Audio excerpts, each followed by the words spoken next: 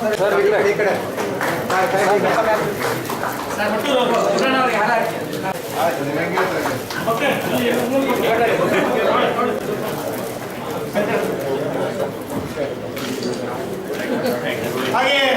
ಇದೀಗ ಆಚಾರ್ಯರಿಗೆ ವೇತನ ಇಲ್ಲ, ಅವರು ಉಪನ್ಯಾಸಕ್ಕಿಂತ ಕಡಿಮೆ ಸಂಬಳ ಪಡಿತಾರೆ ಅನ್ನುವಂಥ ಹೋರಾಟ ಇತ್ತು.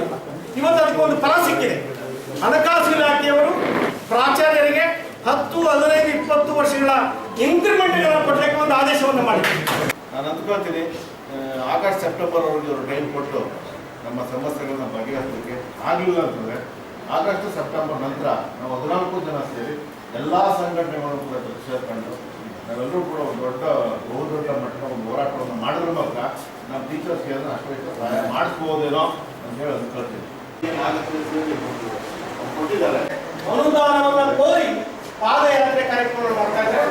ನಾವೆಲ್ಲ ಸಂಘಟನೆಗಳು ಸುಮಾರು ಅವರಿಗೆ ಬೆಂಬಲ ದಯಮಾಡಿ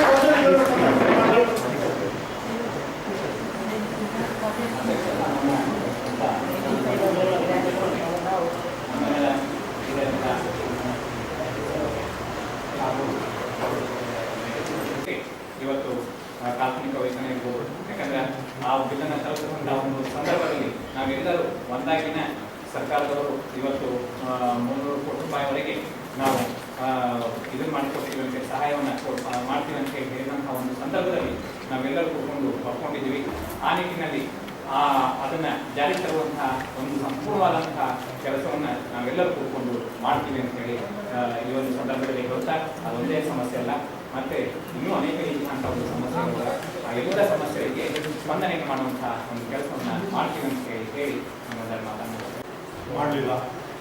ನೀವು ತಿಳ್ಕೊಂಡ್ಬಿಡಿ, ಭಾಳ ಮಂದಿಗೆ ಪೇಪರ್ದಾಗ ಬಂತಂತ ಹೇಳಿ ತಿಳ್ಕೊಂಡ್ರೆ ಪೇಪರ್ದಾಗ ದಿನ ಬರ್ತಾವೆ.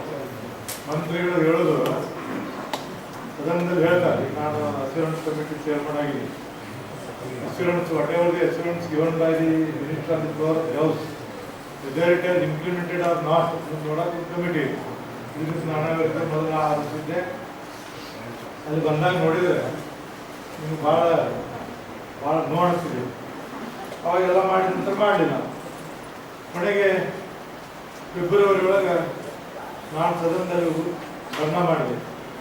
ಅದಾದ ನಂತರ ನಿಮ್ಗೆ ಹೇಳ್ತೀನಿ, 1976ನೇ ಇಷ್ಟ ನಾನು ಹೈಸ್ಕೂಲ್ನ ಶಿಕ್ಷಕರಾಗಿ ಕೆಲಸ ಪ್ರಾರಂಭ ಮಾಡಿದ್ದೆ, ಜಸ್ಟ್ ಕಾಲೇಜ್ ಮುಗಿಸಿ.